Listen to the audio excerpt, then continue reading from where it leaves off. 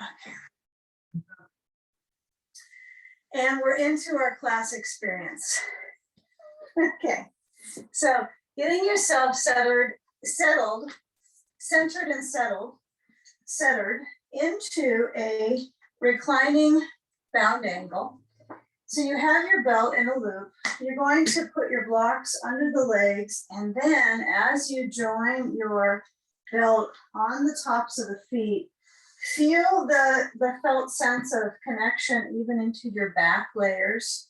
So as you lower down, there's likely the connectivity of your muscles in your coordinates, right in the center line. So let's work with that for the moment ahead by reaching both arms back. So feeling that you have the opportunity right now without sand on you, that you can, fidget, move your belt if you need, or your block height, kind of scoot your feet down. But you want to feel like it's really a held position with the belt, like you are kind of feel that lurking sense of the security of the belt, but also the traction. So if I push it out a little bit forward, I can kind of feel my lower abdominal muscles slightly. Now we don't want to create any discomfort there. We want to feel like a little bit of awareness peaking in that place. So as you reach back with the hands now interlacing, right, we can connect our feet, connect our hands, but as you turn the hands inside out, there's no belt around the hands like your feet, but let's try with that reach of the hands back, turning them inside out. Also the awareness of sliding the shoulder blades down the back.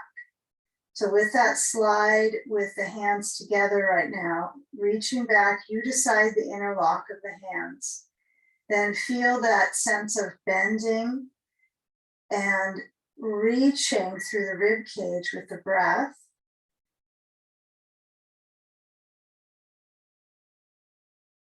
And as the arms go up over the heart, straight-ish, a little bend, we'll lower the hands down, and then as the hands either lower down beside you, or you use a sandbag and place it where the ribs intersect, you decide on the connectivity of either sand or releasing the arms, which would be both of those options, would be arms besides you. Explore the option of the blocks. Notice if you want to slide them out so you feel less pressure on your thighs and it's connecting on the real bony layer of the mid leg to the knee and maybe a little bit to the calf. And ascend the inhalation with the abdomen moving. So be particularly curious about the mobility of the core body, any layers of the core when we start. Moving into sensations of breath.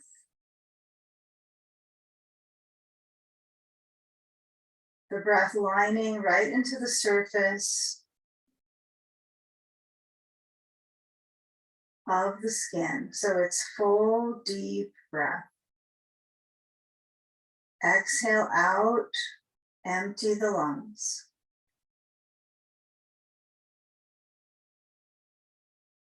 You can change the sand so it turns lengthwise from heart to belly. If you're neutral on using the sand, this usually works the best for me. Otherwise, it feels like it is kind of an intruder. But the weight element is providing us some strength training for the diaphragm.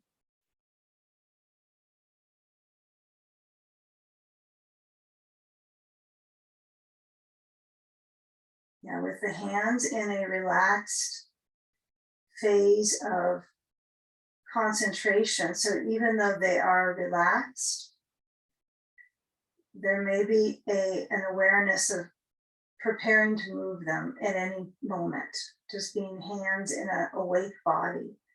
So consider the next few moments that it's simply the breathing mid-body. The hands are heavy down by the sides on the floor. And how can you let the hands be so they are relaxing? Maybe you move them open. Maybe you move them closer to your sides. All the way into the fingers, tips, they're relaxing. Breathing in the core.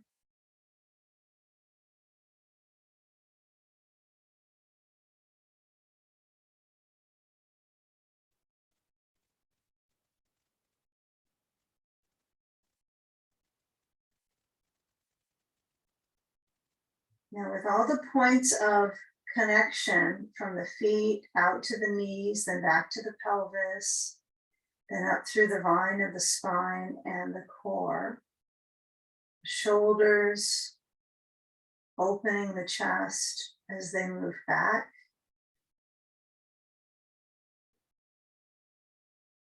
Just acknowledging your awareness to start the practice here.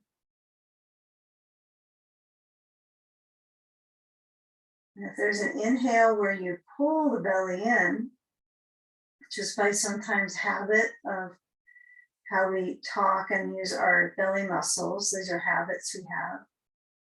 Feel in the practice, you don't need to talk, so your experience is that breathing motion of the core.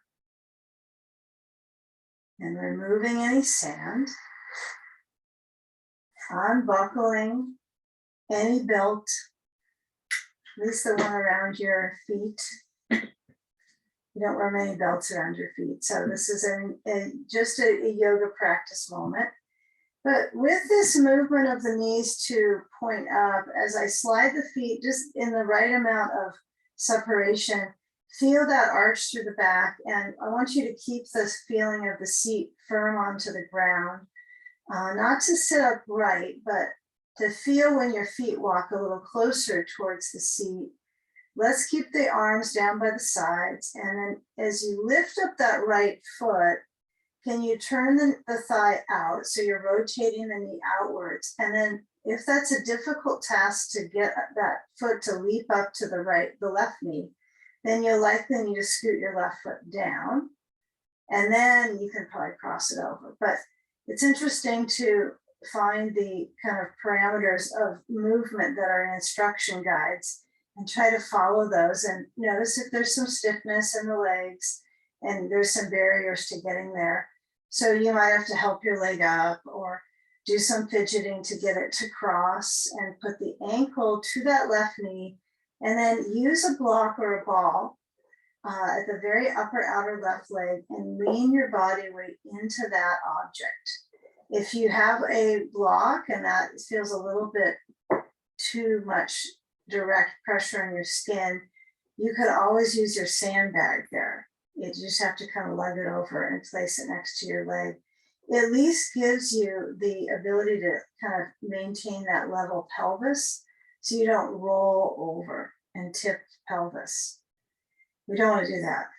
Okay, so hold the right knee with your left hand and get a direct pull as if you're trying to pull that leg in the direction of your upper body versus, well, you don't have a side body over there off of your mat, but not to the side, but towards you today.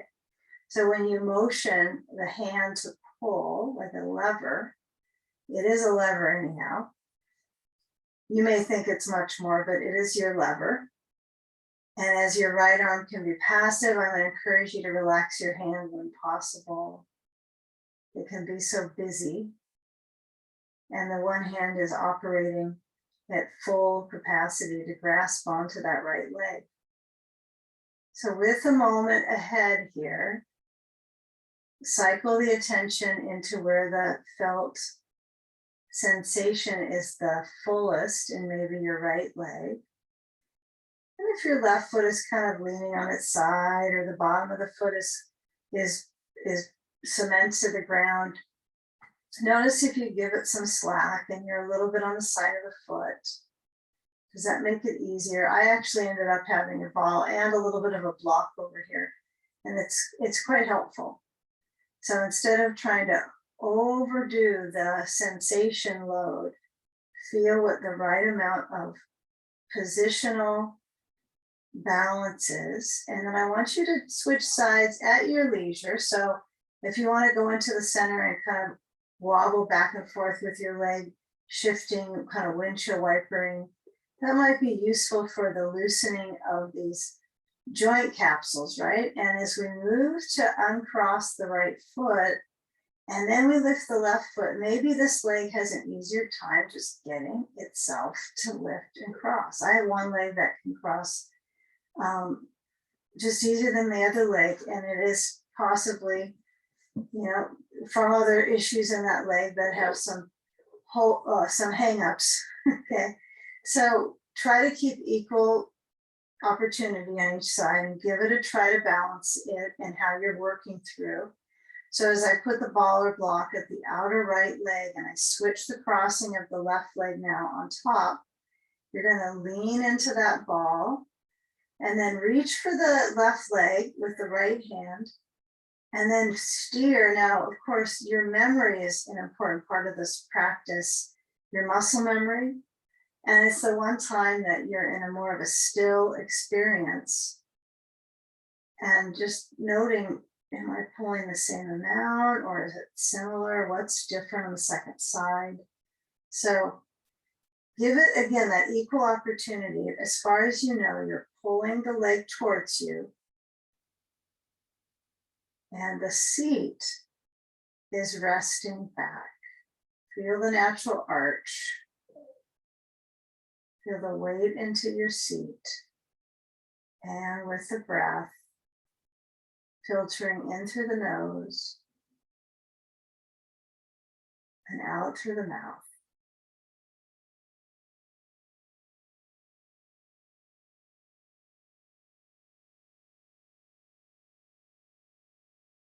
Now the left hand can be relaxed. If you like a little energy with it, you can always reach it back.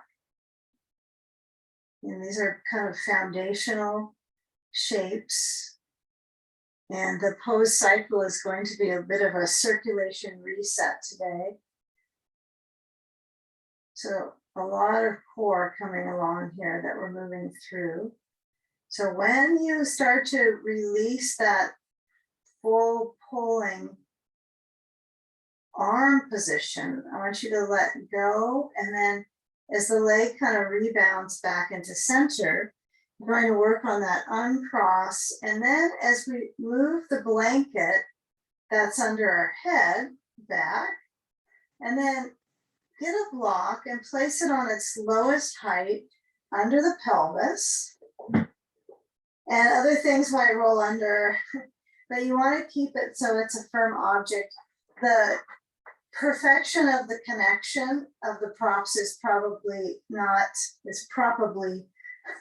a useful compulsive thing here. You might find what is best is to, again, feel your felt sense and feel how the props are supporting you.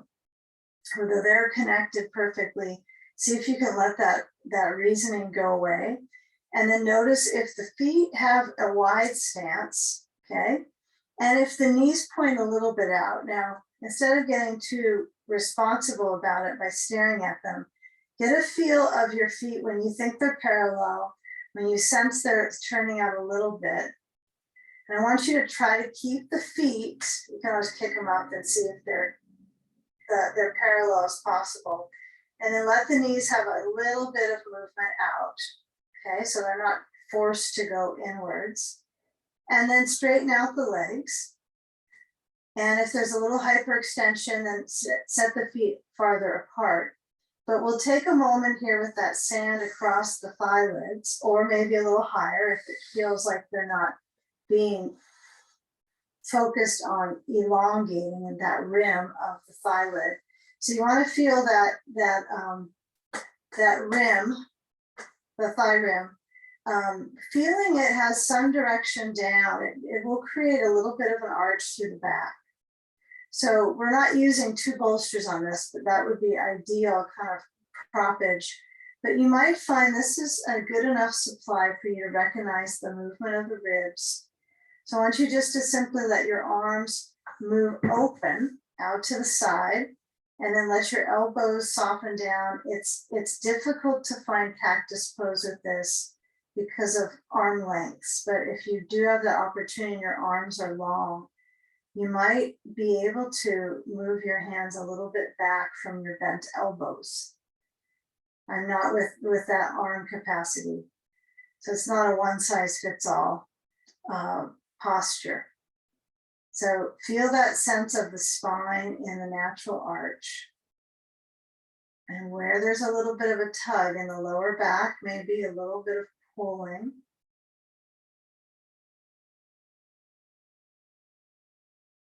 Kind of a teasing in the back of loosening up those strands.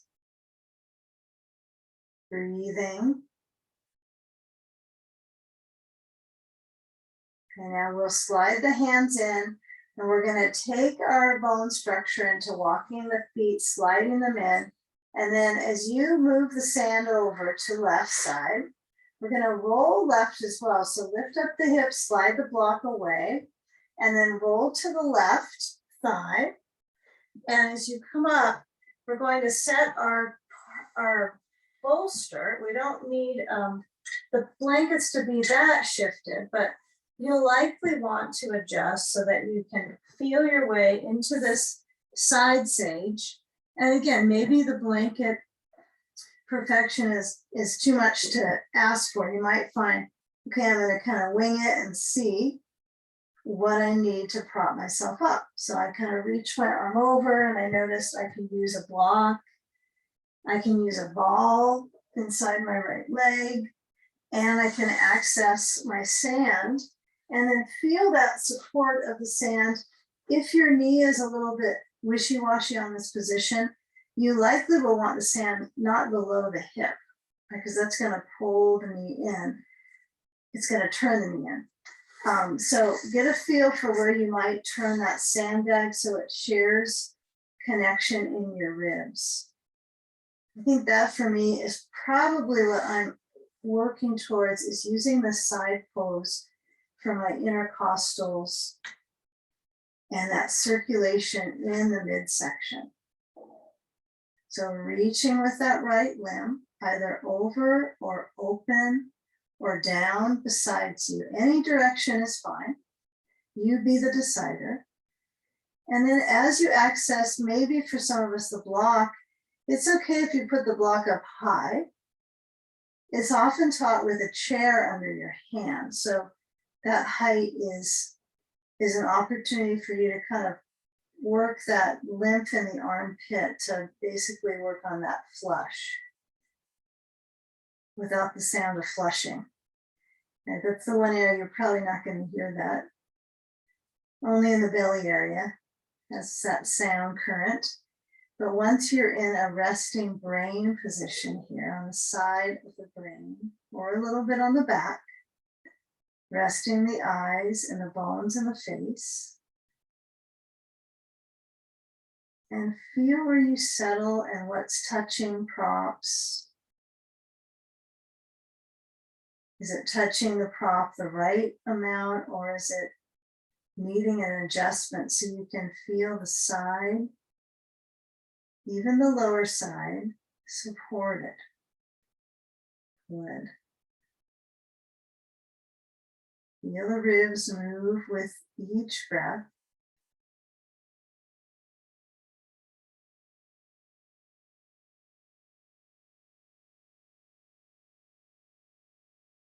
Locate the muscles of breathing, the rib cage.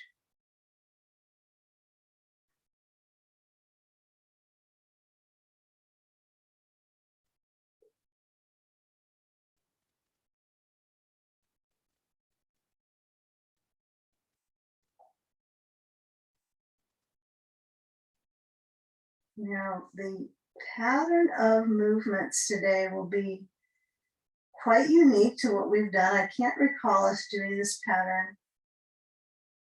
I can't even recall we have done this pattern at all. It's in my book of what we've taught. So at some point we did. And it may have been a while. It may have been, well, and in the history of our memory that we'll figure it out, but all of these patterns kind of cycle in similar experiences. For right now, it's going to be the side. So I want to work on this coat of the side of the body into the back. And so this whole right side length into the right lower back, from the back of the shoulder blade space to the quadratus lumborum is what I'm really aiming, but that's where we're going to aim our work the next little bit. And we'll do some kind of deep core. So what we're going to work with is what's called rib float. So when you move your sand and you start to work your way to rotating left a little more and then coming up, we'll take our bolster, we'll move it over to the left side of your mat, and any objects that are on underneath your leg, you'll move that. And then what I want you to get is a blanket flat. Okay, so it's like a quarter fold works for me. If you tend to really round your back a lot more than that in the daytime, you might go flat, although it is challenging to get have your blanket really flat and get comfortable. So sometimes having a little bit of a quarter fold is helpful for our necks to adapt, because it's a far difference from our daily habit. Okay, so we're gonna get our belt connected. Let's see here. We got a big loop. This is the triple loop. Okay, so we have it around our mid body. And as far as your blanket extra, I think for sanity on the waist, maybe you're gonna add, let's just go for the comfort today. Our bridge pose won't use a bolster today, so we'll just keep our bolster all stacked up. So this will be one blanket that's flat on top of your bolster to the left of your mat. And then you'll lower down, so you've got your belt. It's kind of in this big, the loop's gonna get probably bigger because you have this idea you don't need much, but you likely need more. So I want you to loosen this up so that as you, see I've got my belt, so it's right where the shoulder blades kind of can combine movement, so my ribs kind of flutter forward. That's what I want you to sense for your belt. So kind of wrap it around like you got a towel around and that's where you want to hold it. That's kind of the spot really. I don't think a towel would work very well for this, but at any rate, we'll bring the belt under our right foot. And so I guess I thought it should be longer, but I needed it shorter. So the leg didn't grow. Okay, so I'm gonna move my belt so it's high up at the towel hold, okay? And then you can't see my left leg very well, like because there's a bolster, but it's in a bent position to start. So my foot is flat, my leg is extending, and I have this concentration balance right now. I like to play the edge a little with this and really push up with my right foot into the belt, where I feel like it's pushing up, but it's also pushing a little forward. So there's this kind of duo of movement, but it's energetically lifting. And the hyperextensive option here, we want to keep it so it's not, you're not pushing the knee that way. So likely as you mature in the practice, that might feel like you can control it. Now left leg goes down. Okay, so that'll maybe change things, maybe not. And as the arms flow open, you move the right leg over to the left and you maintain that it's at the hip height, so it's not being pulled up or maneuvered down. Sometimes I think it's hip height, but it's not. So it's sometimes good to see where you're at with it and look and maintain that balance. So now as the leg crosses, I mentioned we're going to do back waist, posterior core is what I was focusing on as well, QL. So when you reach across, I imagine this is a lot of glute, right? So you're feeling your rear, the muscles in that kind of a scattering of reactivity in that zone. So see if you can find your end range and just be. Just let it hold. If the belt is not tight enough, you need to tighten it. And likely if you over tighten the belt, it's going to start to cause right, some discomfort where it's beyond the kind of, there's a pleasure in a deep stretch, but we're not looking to get to that past, well, it really is pleasure for many, but past the point of, I think this is a good experience. You know, so you want to find where it's kind of stripped to the hip. You can feel that whole strip of circulation. Can you bend your knee? You know, the knee's going to bend so that it's not going to be hip height exactly, but feel if you do some micro bend and lengthen over towards the left side. You can always loosen your belt and have a little more freedom with it. And we'll get to the rib part of it. So as we take a moment where we stop moving the leg, big breath. So you might feel rib breath. And the belt is a felt sense on much of the back ribs, maybe not the whole circumference of the rib cage. Of course, the belt's not around the whole thing.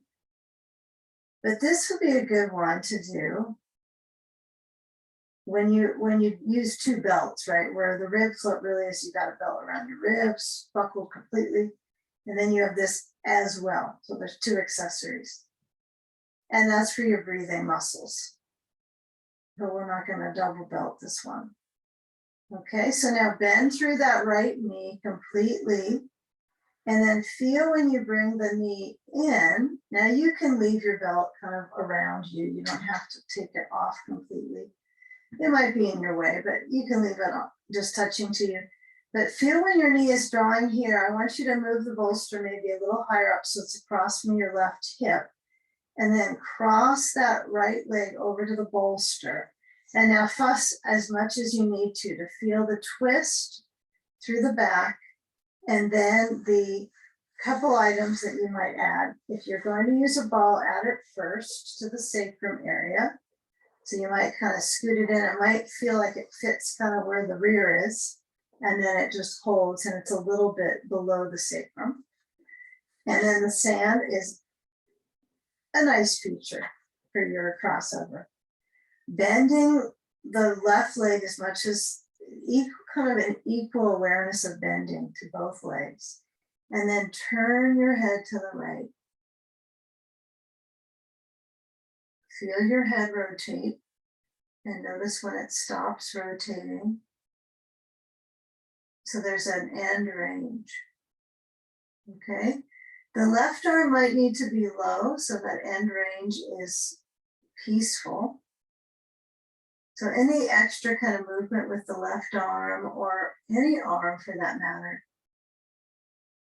might be an influence of tension. So feel where it's an influence of openings. And that little extra edge, you might be trying to lift your head or tighten at the neck and lift your head off the floor. So use that blanket. If it's not high enough, you can make it higher just under the neck, not under the back of the skull. And that's something to keep in mind. If it feels like you need a little more neck support, you can move the blanket under your neck, make a little roll, and then turn your head. But we don't want to puff up the whole blanket under the top of your head, on the side of the back of your head. So feel that rotation through the mid body into the leg on the bolster. It's a pretty good twist. It's pretty rotated, and you have a nice counter rotation with your head turning, your arms open, and the balance of breathing.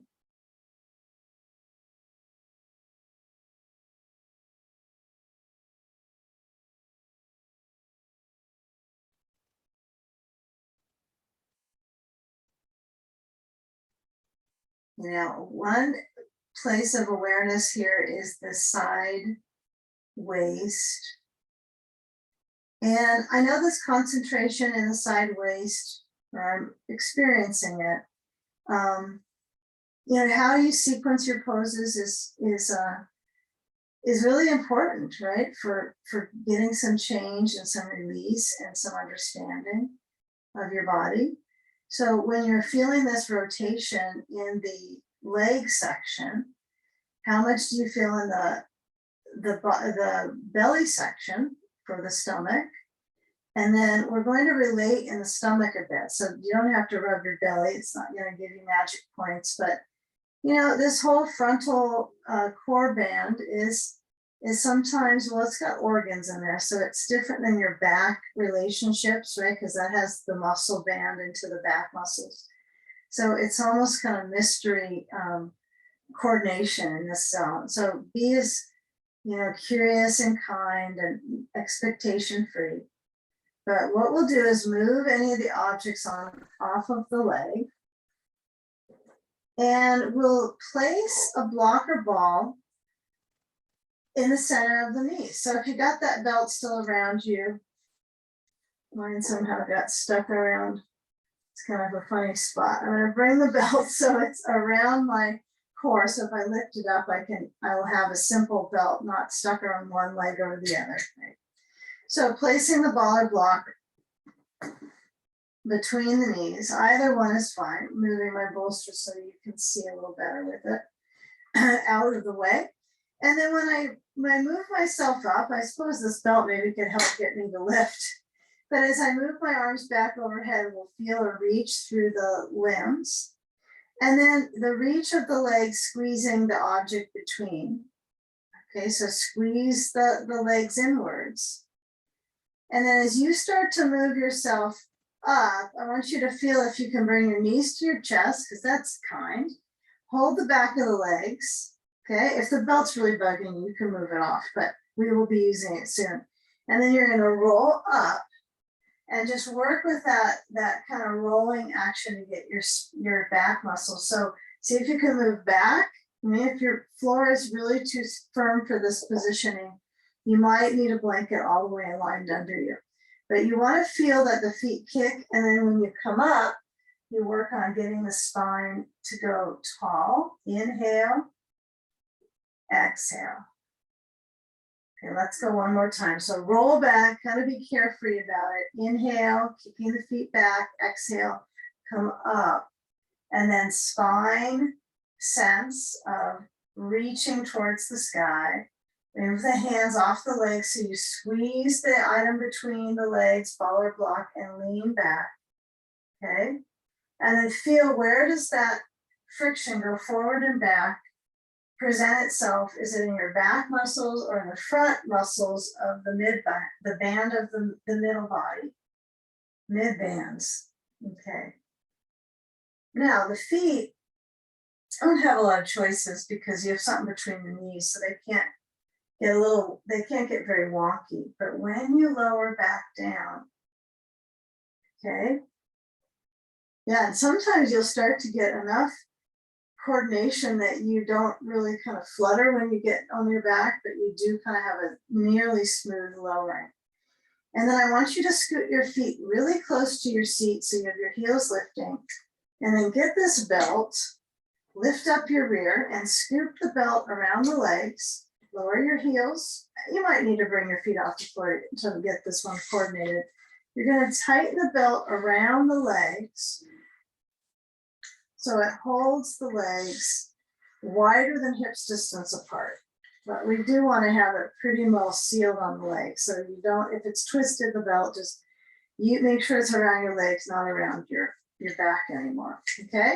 So if you can't see it very well, here's where it is. So I'm on my back, I've got my belt around, I happen to have a ball, but it's not required to have anything here. If the blocker ball is bugging you, just get rid of it. It's okay. Actually, let's get rid of it. It's too much extra coordination. So I've got my belt. Now I want to push out into the belt with just let the legs kind of relax into the belt on your back. So you'll notice the knees are going to point out. That's just what knees do. I mean, that's what they're going to have to do if you were to start walking, they're going to move a little bit out. You're not going to walk right this moment. But so I want you to tighten it down and then move the belt up a little bit. So I can't see where everybody's belt is, but it's kind of in this mid-leg zone. Knees are going to point out more likely. So lower down the feet, make sure they're parallel. The knees point out a little bit. That's what I want. Okay, actually. So we want you to let the hips open up this way. And then as you move your elbows by your side, so they're a little bit like robot arms, the hands are relaxed, head is on, blanket or no blanket, you choose. I'm liking the blanket today. So push down into your feet and lift, because you got 2 feet, and lift up the hips and work with the arms moving overhead. Inhale, hips lifting, front thigh bones lengthening. Exhale, lower the spine, but I want you to hover before you get all the way down the whole length of the back. Hover for a moment and then lift up the hips again. Bring your arms all the way back overhead. Okay, now ease your neck to lengthen. So if you notice, wow, this is too much pressure in my neck, too much flexion, meaning you feel it really rounding, then you'll want to go without the blanket and your hands can be back on the blanket. And just feel there should be some space here in your neck. You don't want to jam the vertebrae, get that cervical spine down on the ground. Okay, there should be some space, C7. Okay, now when you lower down the spine, see if you can go very slow, tracking the spine, and your arms will start to flow. I know your spine will go down first before your arms make it, but feel the arms when they're up in the air, how that supports the pressure of your back getting massaged into the ground. And then as you lower down, feel the hands down on the floor. I suppose your arms too. And then if you lost the blanket, kind of start to line up the awareness through the spine. Belly moves with the breath. Your belt is holding your legs. So you can kind of let go of some of that tension you cultivate in your legs by just bending the knees and being here. So really use that belt. There's the only reason it's there is to let your muscle memory go in other places like your core. Okay? So as you push down into your feet, your knees may be pointing out, that's fine. Your belt's holding your hips the way it needs to be. Push into your feet and lift up the hips and move your arms back, overhead. So the hips lift up. Okay, feel the feet press, the heels are down. See if you can just let it be as high as the hips naturally go without trying to create any more pressure, right, of pushing or more. See if you can be right where this is at. The arms don't have to be overhead. And then we'll lower down. And I want you to find where that spine, I know, really trying to find where your vertebrae are touching and creating some space between them. The reason why is we don't want to jam them up and create more compression, which is an aging process, right? Compression, degenerative stuff. So we're trying to create some nice movement there. This is pretty subtle though, isn't it? So let's do one more. So once the spine has touched down, you feel the rocking of the pelvis. It's that whole bowl, right? The pelvic basin, the pelvic bowl. And then when you push into your feet, the only thing that moves that pelvis up right now is the engagement of this core. And then your feet are kind of the activators to get it to lift. So as you move your arms back, you know, if you don't like to be without a blanket, you can use one, but I have a sense that once you do this for, 3 or 4 cycles, the spot in your neck is probably going to be adjusting to this new normal of the less rounding.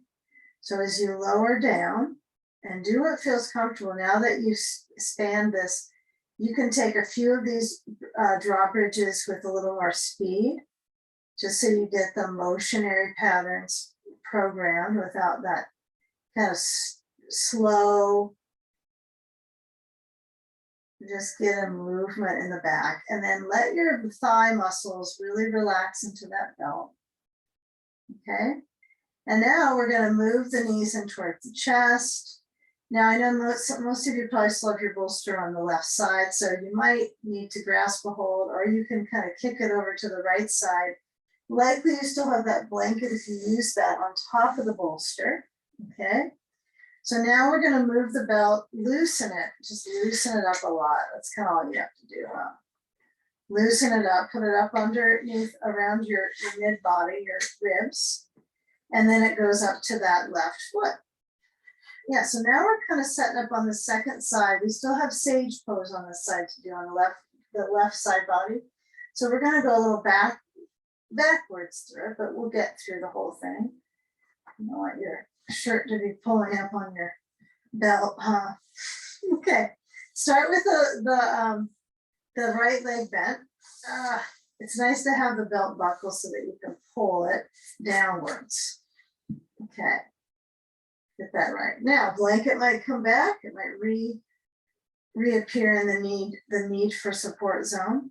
So feel the foot kind of leaning into the belt, like it's going on a traction mode. Feel it pull in the ribs, like it's trying to pull them up. Take a few slow breaths to feel the ribs kind of slightly suspended. It's working on moving into the rib cage. And then lower the right leg and start to feel that left leg cross over to the right side. Arms could go wide. You could decide where the crossing, this was one where we did a lot of any head turning, I guess. So you'll probably keep it very clean in the crossing. And that leg weight is supported by the belt. So you want to feel that the belt feature is holding on the ribs, supporting, very good, through the back body. It's almost as if you want to use the belt to kind of help the back feel some soothing. Yeah, so enjoy the circulation.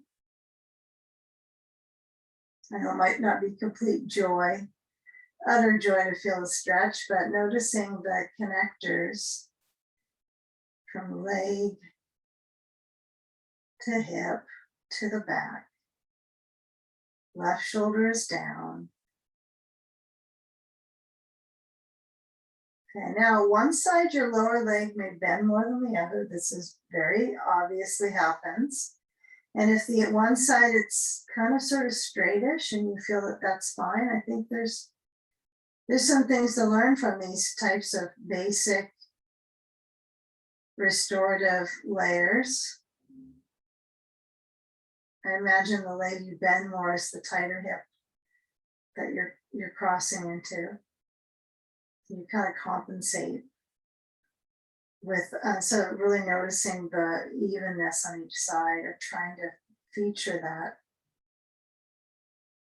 equal opportunity.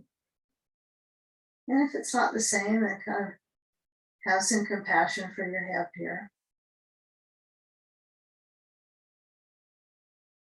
Now we'll bend the left knee and we'll bend it enough so it feels like the knee is pointing over to the right. Now it might busy up the sensation in the leg, but as you move the leg back up, you might need your hands to help out. You might have to hold the belt. You might find that reverse motion is kind of interesting to challenge the leg equipment here. What's inside your own leg equipment. And then my right leg has ended up turning out, right? So when I came back up, that's what it naturally is. So you want to keep that set up. So bend through the left knee, take off the belt, and then take that crossover. Okay, so you keep those fundamentals and you can add your ball, add the sand. Remember, this is the prep on this side for side sage. So we're going into it this way. We're not inside sage yet though. So maybe that was too much to talk about when we're in something else.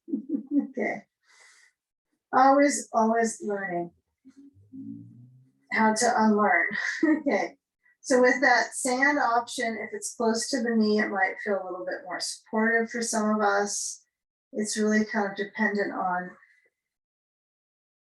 how you sense kind of that grounding. Now it's different than the side sage, right? This is a different sand layer.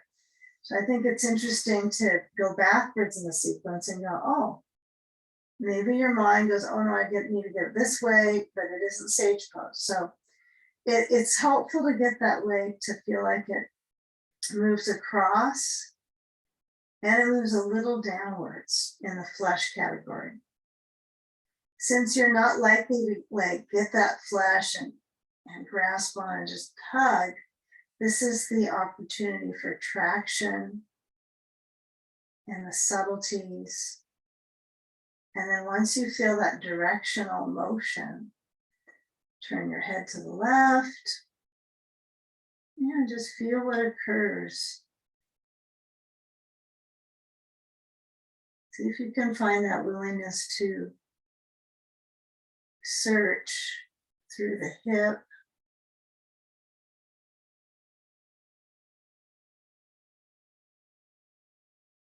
And then ultimately through the core body, trying to find some connection in the midsection. If it's kind of lumped into the twisting zone, kind of that's the core lump that moves naturally without too much detailing. Then start to bring some connection into the lower belly breathing.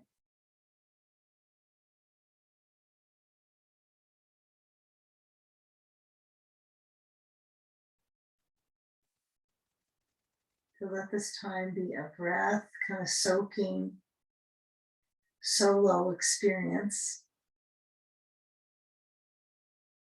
Solo breath soak.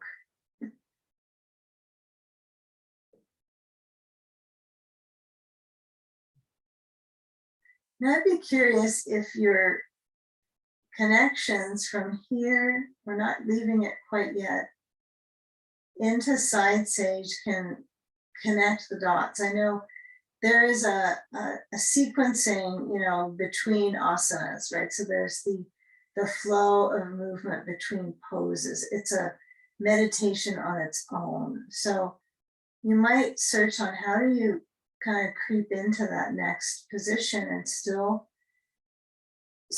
focus on this side layer.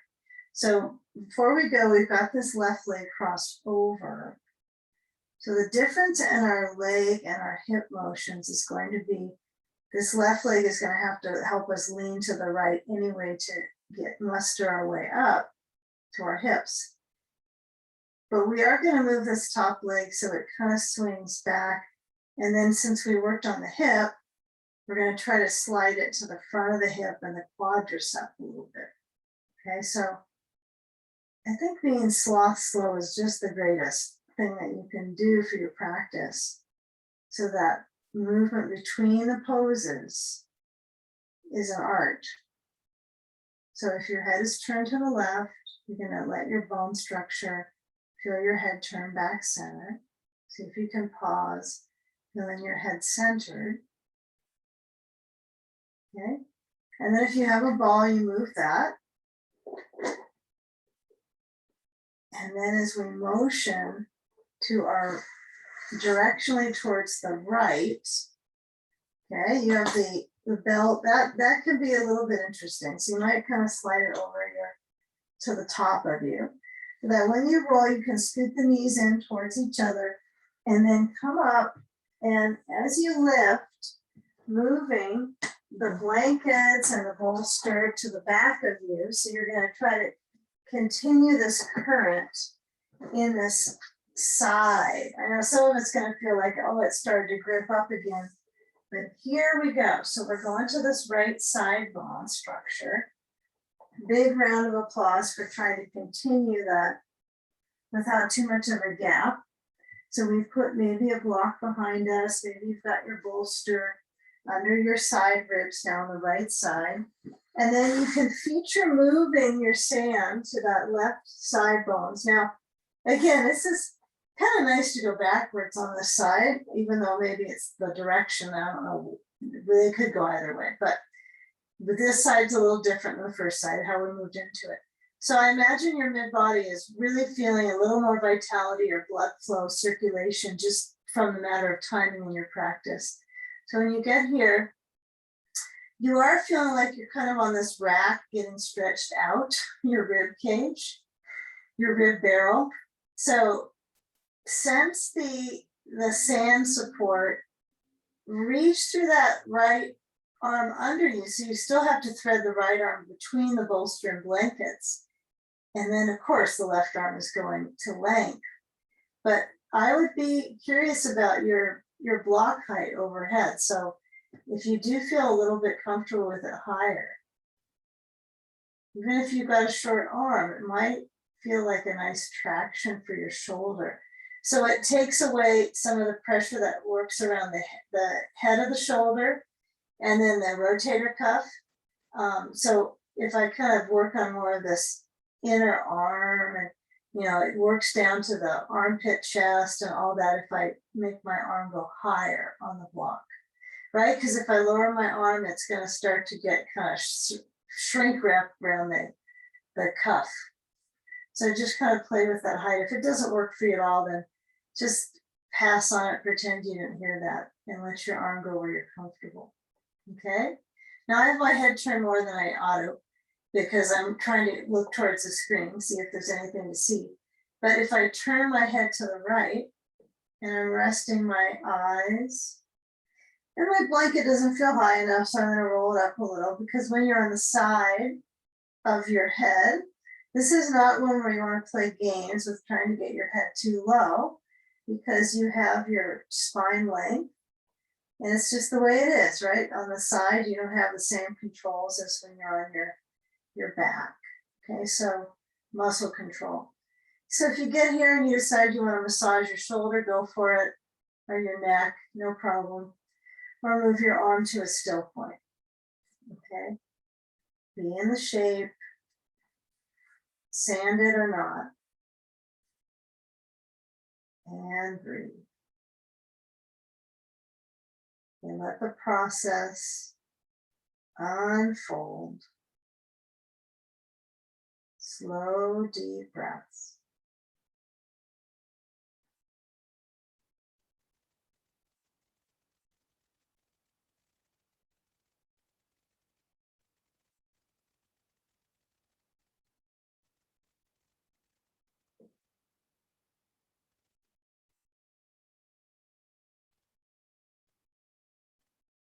Now with these hip links, we're going to let that left arm overhead move the block over to the side if it's indeed behind your head or over your head. And then when you come up, we're going to keep on this left leg. Actually, we're going to move into pigeon. It'll be kind of interesting. This is a very different cycle today. Come to think of it, huh? So when you move your left leg closer to the right, you're going to roll yourself up. Now it's going to be an evening pattern we're going to do. So when you come up, I want you to kind of look back at the blankets. Maybe you have just one behind your bolster.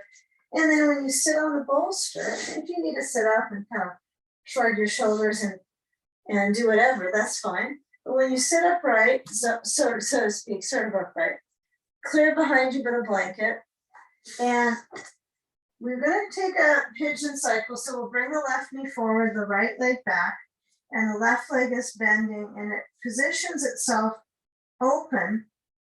And as my rib cage centers forward, you know, the sleeping pigeon pattern is probably going to soak into the, now we've gone from this waist and now we're back into the hip. So let this lower spine, the lumbars, be pretty thickly, kind of thick, right? So they're thick and plump vertebrae at the base, right? So it's the wider spaces. So as you center there, let your elbows be down in Sphinx pose and reacting with the breath now out of the position it's been this whole time. Now you're able to be more of a prone position. So you're kind of in preparation to where your reality normally is with your rib cage. It's a little more here generally. Even if you're prone, you have more of this awareness forward.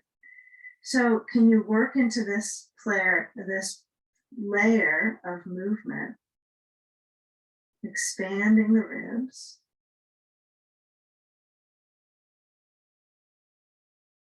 Yeah, it might be challenging to get that space of your rib cage to expand when you're prone. Imagine when you're on your back, it's a little more fulfilling. It's actually more challenging for your lungs, but it's maybe more fulfilling because it's mentally different place with the brain. Okay, so what we're going to do, just to keep our balance in our bones, is to walk the hands back and let the fingers spread open, let the rib cage have its kind of, some of us moving this high up in the ribs with our hands straight down under the shoulders might be a lot of back arch, and some it might be just fine. So if you can steady the arms under the shoulders-ish, they may be a little slanted back or a tiny bit out, but find your balance so the arm bones feel long from the wrist to the shoulder. And of course, there is that break in the, not a break, but the wrist is not going to be in that straight zone. Okay, so now toes under right foot. And as you come back, we're going to alternate bending the knees. So we're in walking our feet out like dog pose. You step back and you alternate bending the knees, pedal it out. Feature the reach through your feet. If you need to shorten your stance, like walk your hands back or bring your feet wider so you can accommodate the balance of the stretch. And then eventually we take our feet a little wider than hips distance. You reach back towards the heels. You stretch back up through the sitting bones. And you let your head go.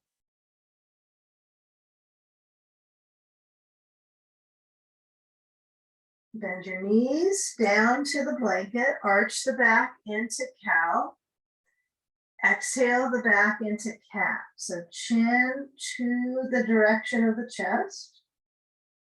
Inhale, cow. And exhale. And now if this feels a little bit boxed up for you, in the sequence, like it's follow the leader type of pattern, then you might free it up and go a little slower. You might move back. This is what I recommend, is to get the bolster out of your way for a little bit. And to motion so that you have a little fuller reach now. From that cat-cow moves into up dog. Yeah, cow is very linked to up dog as far as the spine goes. And then reach the hips back. There's no spine nose, but as far as the spine goes, okay, round your back to curl and then work on the muscle memory of lifting up and lengthening from the spine in and reaching up through the chest. Give it just a few more, and when you're moving, if your toes really feel turned in, that's fine. So find what your creature comforts are here for your legs, and then feel that it's the sense of the mid-body we're trying to help out, kind of at all times, right? The organs, the flush, the circulation. It's like, this is where we're going to get our self-care, healthcare going, is through these rituals of movement. So when I move back, I find getting a little bit of that cat pose is nice. And then I reach through the arms. Take a full forward bend. Okay, now this for some of us, if you don't want to come upside down with your head down, you can go into child's pose. So if you don't want to lift up your hips and walk all the way back to your feet, this is a good time for child's pose for some of you. And then for some, we'll lift up our hips up in down dog and walk back to our blanket and maybe our feet. You can choose wherever you stop and take a break. And then let the spine drain out so the head is below the heart. The key is reversing the flow of gravity to the brain, to the lungs. So if the breath travels and it kind of feels a little stuttered, this would be a good one to really experience the full sense of breath on both sides of in and out breath. Yeah, so good. So experiment with that. Head relaxes. No need to pull the brain forward or try to crunch it, the chin in, but let the natural, organic, directional pull towards the ground. And the body naturally is going that direction anyway. Gravity is a lot of influence. So use it to your benefit here. And there's resistance in the muscles, right? There's tightness that occurs so that it resists from you just flopping. So you might find if you're a little bit of a flopper, then have that sense of the breathing in the rib spaces. So you kind of have a little bit of levity with it, a little bit of lift and lower. Life force is a little increases right with that way than just kind of letting gravity completely have you. And once the skin cells of the face feel a little warmer, some nourishment, a nice facial, take that much time. And then we'll walk on forwards to the knees. And if you're a child poser right now, if you're here, you want to come up and then turn your bolster lengthwise and get some blocks. You might need them. You might find that they're a distraction for this lunge, but you're going to take the left foot and step that foot to maybe bring your knees close together first. Step the left foot to the top corner and then lean into the bolster with the right thigh. You might need to get your bolster, tuck it back so it takes over so the knee doesn't have as much pressure on the floor, if any pressure. Sometimes you can drag that the bolster back a lot so your leg is completely on the bolster. So it's a traction piece. So give that a feel for a few moments, really lengthen, natural arch. Well, that feels good in the back. It's interesting when the leg is lifted, the front of the right thigh is held up, how that is an interesting support in the back. You have to find a way to cruise with your hands on the blocks, or you could lower down onto your elbows on the bolster or the blocks. It's a little tricky, right, to do that. It's maybe easier for some to be in this position because of the wrists, but it's not an easier stretch, or it's deeper. The left foot's turned out.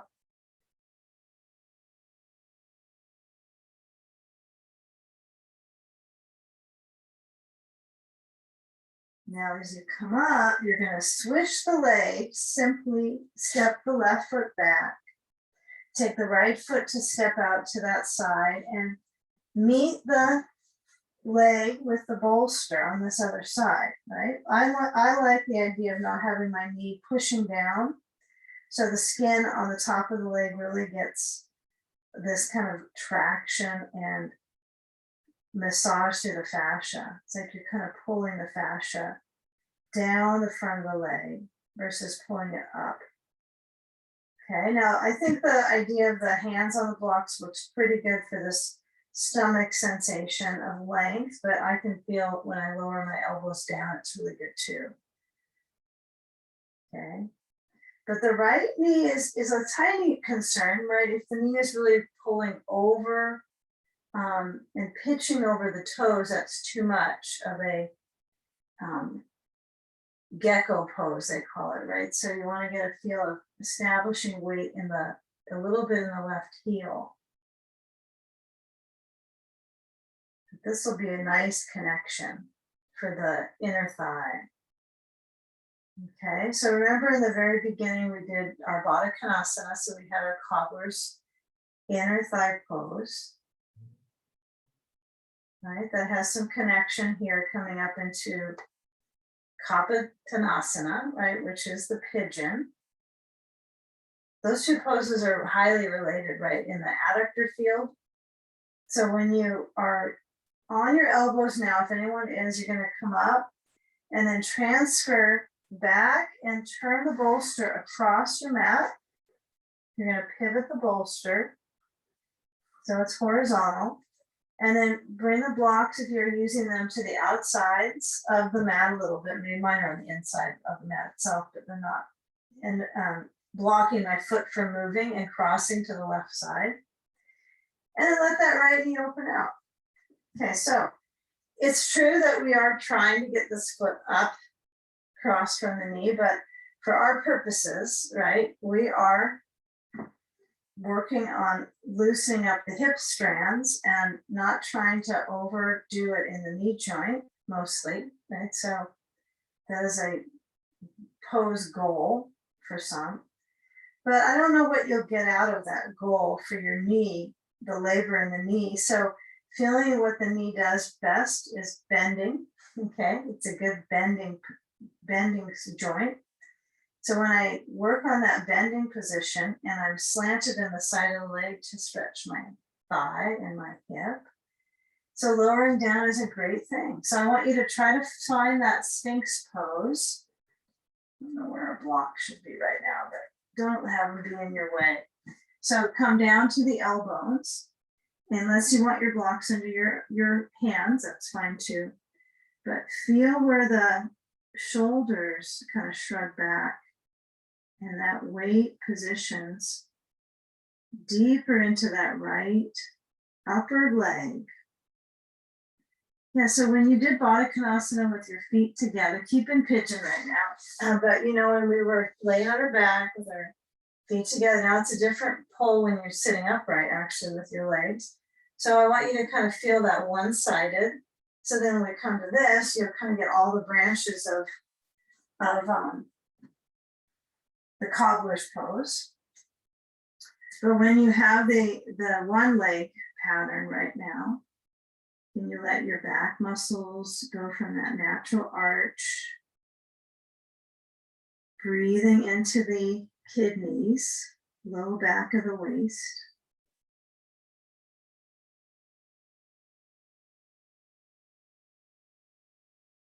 Now the left leg stays heavy for today's purpose. What is today's purpose? You can let us know at the end. Okay. So, you know, where the pose pattern is when we feel this arch, we'll just continue it. So not discontinue, but continue in this final spiral. So we're going to push the lift up, walk the hands on back, feel that continuous arch through the spine. Okay, this is important, this arch. So then when you plant your weight into that right thigh, you're going to swing the left leg out. Out is the important part, and then in with the foot, and then still out with the knee, and then in with the feet together. So they slide to touching. So maybe as you attune into this continuous practice over the years, you kind of start to feel the meridian pathway, liver, kidney, spleen on this pose. This is like a myriad of pathways energetically in this pose. So my feet can be together, my spine can be grouped up.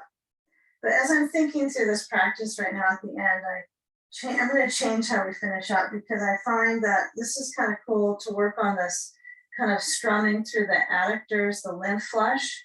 What would be a good science out of this one would be legs up the wall. So we really get that full flush.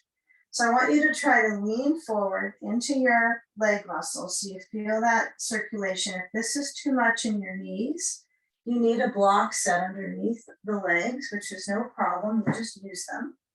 They're great to have, and they can go kind of right next to the bolster, so they support you. And then lean forward. If your ankles can survive this one and your feet are kind of open, take the pose. If you're suffering, then you bring your feet a little forwards, and maybe your block's a little higher. This is great. I like that. That feels like the perfect match for me. Now, if your hands can bring themselves down to the floor, you're going to feel that cat spine. So I want you to feel the natural motion of the spine flexing. And keep it. Now, if your feet are not so sure, the ankles are feeling a lot of pull, notice, lengthen. You're lengthening all the way down the outside outskirts of the foot to the little toe. We'll call it little toe pose.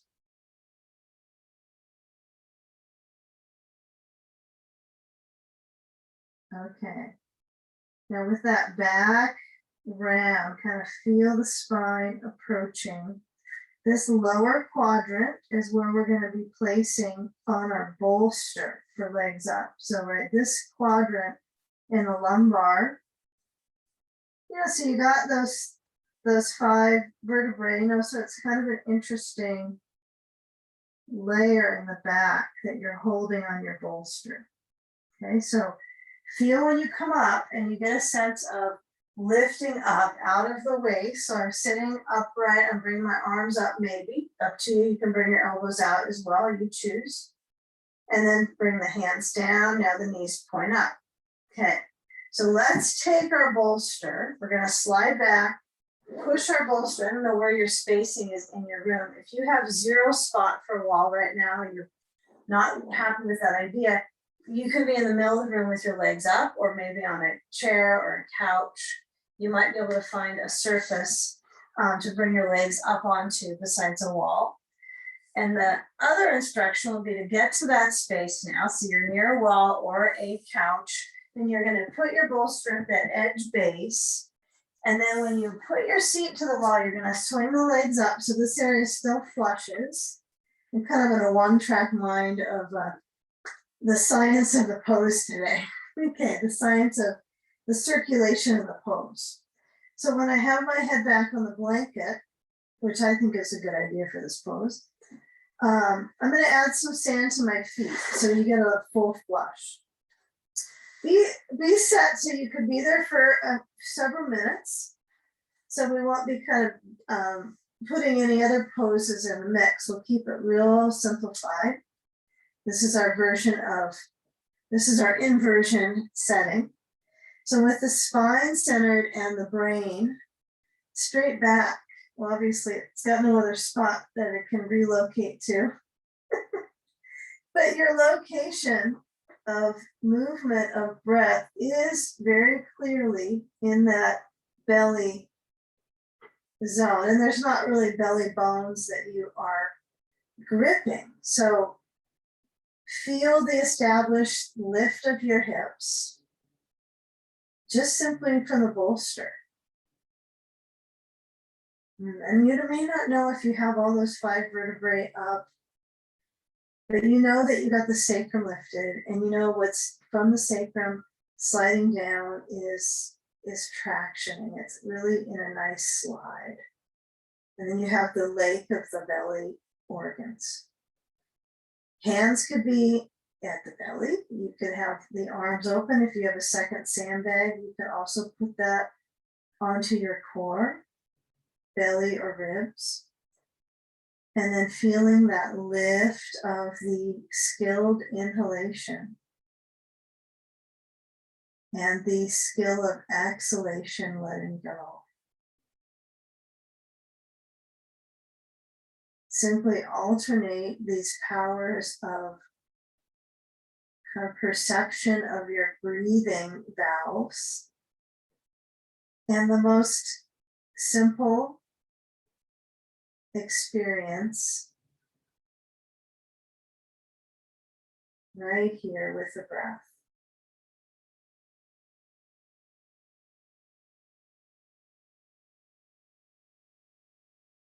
If you're a little bit away from the wall, that's okay. I'm not touching the wall the way. It feels great. The key is getting your legs as high up as they can go. That's the focus. Not that you're completely touching the wall.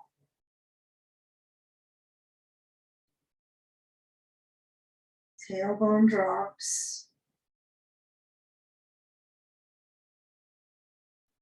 Abdomen motions.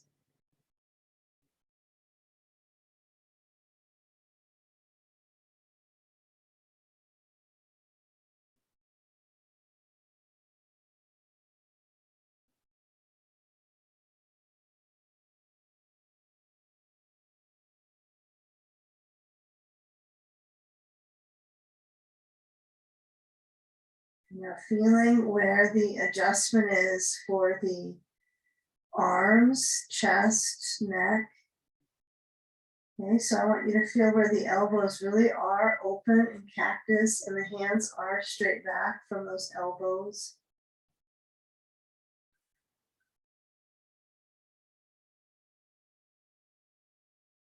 And that weight tundra down into the feet, hopefully with that sand. That is a nice additional flusher, right? For the stagnation that's just in legs being underneath your body most of your living day. It's no surprise they get kind of stagnant or there's a lot of retention. So you're flushing that into that pool right in the organs. There's a lot of nourishment from these poses, but also a lot of removal, releases.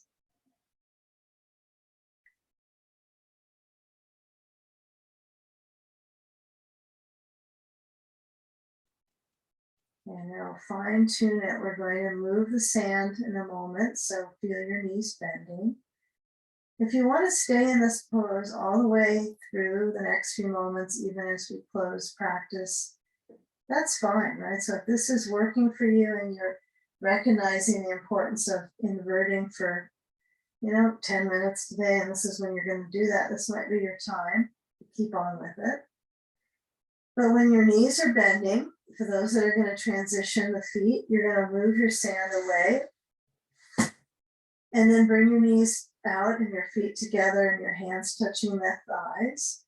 And try to massage the leg just enough that each leg has an equal motion to the inner thigh towards the knee. As you're moving away right now from the pelvis with the hands pushing. Right, you don't want to go the opposite way. We're pushing towards the knee for the circulation dynamic. And then bring the hands to the knees and help them out, coming down towards your chest. Feel that sense of the spine swoop. It's scooping and roll to any side, and the side that looks safe. And come on up to take a seat for a moment together. So in that community of connection, right? Because you're connecting in the moment here. Either if you're still on your back or you're centered on your seat, feel that spine connection, maybe round your back for a moment so you can feel what the rebound is of lifting up out of your waist. Breath out of your ribs, shoulders rolling back. And then hands lifting to balance together, surrendering the brain down to the heart center. And uniting breath to close your practice. Inhale together. And exhale, bowing into your heart. In gratitude. Namaste.